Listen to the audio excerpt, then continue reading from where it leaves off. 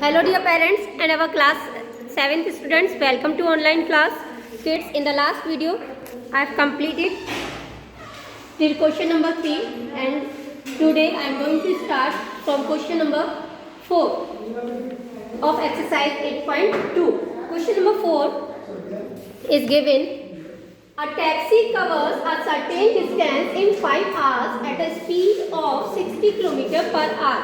It means एक taxi 60 kilometre per our की speed से 5 घंटे में 5 आवर्स में एक निश्चित दूरी को तय करती है. How much time will the taxi take to cover the same distance at a speed of 75 kilometre per hour. कितना समय एक टैक्सी उसी डिस्टेंस को तय करने में 75 किलोमीटर पर आवर की स्पीड से लगाएगी.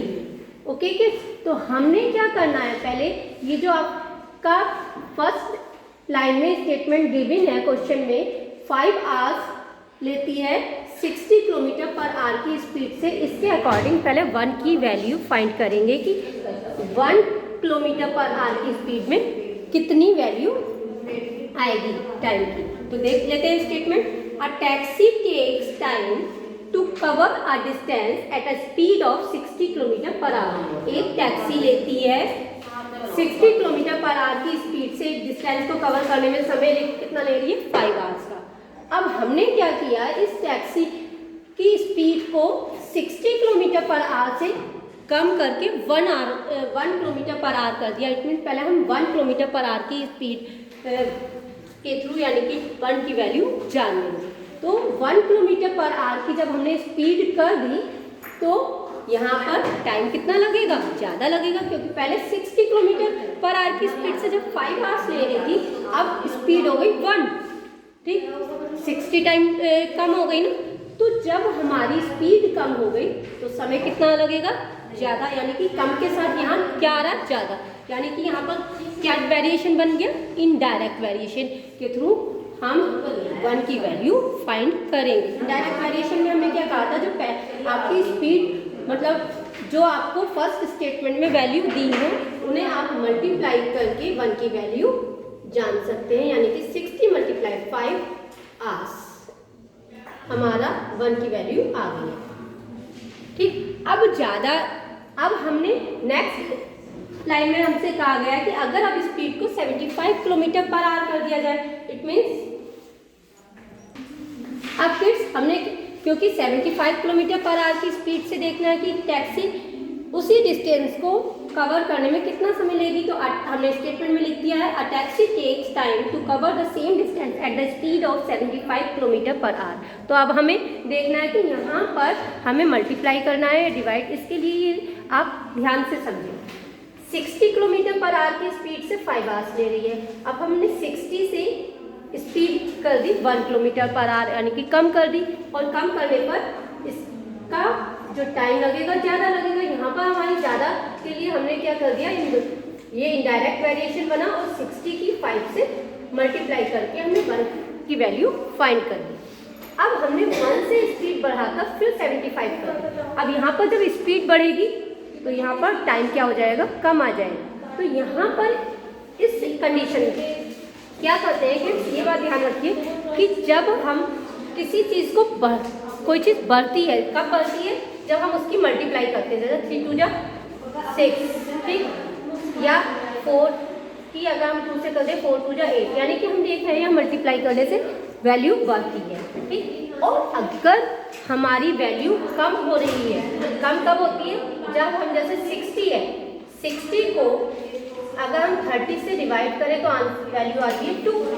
ठीक, और अगर तो हम क्या पाते हैं कि जब हमारी मल्टीप्लाई होती है तो वैल्यू बढ़ती है और जब डिवाइड होता है तो वहाँ वैल्यू कम होती है. तो यहाँ पर यही आपको कैलकुलेशन समझनी है कि जब हमने 1 से वैल्यू बढ़ाकर 75 कर दी तो यहाँ पर आर जो होगा, समय जो होगा वो क्या हो जाएगा, कम हो जाएगा. कम के लिए हम क्या करते हैं, यहाँ पर जब कम आया तो हमने 60 × 5 जो हमारी 1 की वैल्यू आई उसको हमने इस 75 से डिवाइड कर देना है।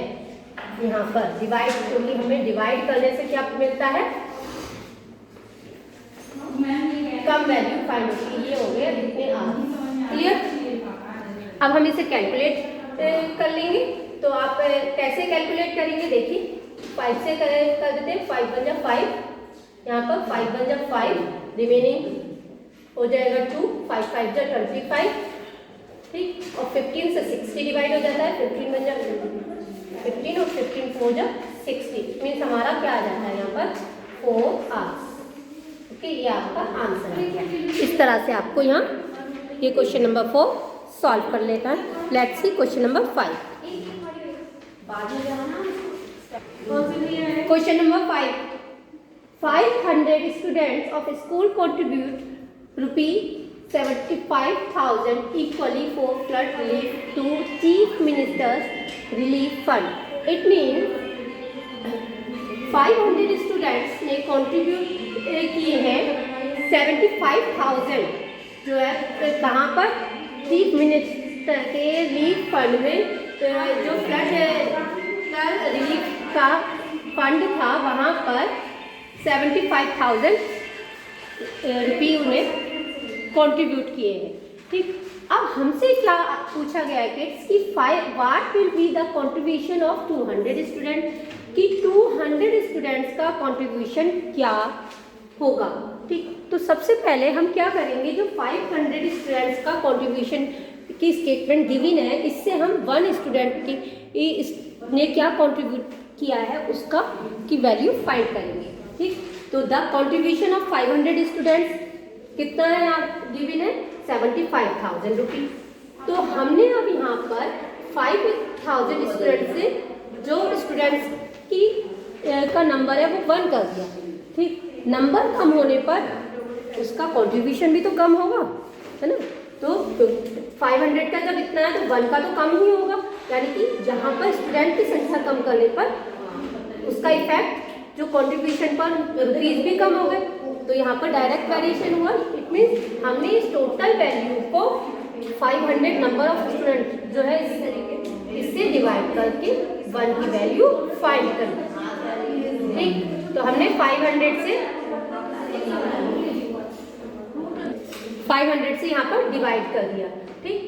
तो डिवाइड कर देते हैं, 2 0 से 2 0 कैंसिल हो गए, ठीक। 5 बन जा 5, यहाँ पर 5 बन जा 5, 5 5 जा 25 एंड 0, ये आ गया हमारा ₹150, जो कि कंट्रीब्यूशन है 1 स्टूडेंट का। ये हमारा फाइंड आउट हो गया।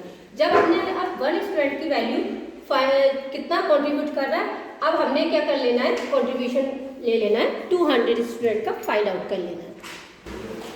तो किड्स यहाँ पर हमने अब लिखा है द कंट्रीब्यूशन ऑफ 200 स्टूडेंट्स। तो अब हमने 1 से फिर संख्या क्या कर दी, यहाँ पर बढ़ा दी, 200 कर दी। अब जब संख्या बढ़ाने पर इनका फंड का जो पैसा होगा वो भी बढ़ेगा, इसलिए यहाँ पर इनकी वैल्यू जो है बढ़ जाएगी। तो हम क्या करेंगे, यहाँ पर 150 की, जब यहाँ पर पैसा नंबर बढ़ने पर यहाँ भी बढ़ रहा है, तो यानी कि बढ़ने के लिए हमने अभी आपको बताया कि बढ़ने के लिए क्या करते हैं, मल्टीप्लाई करते हैं ना।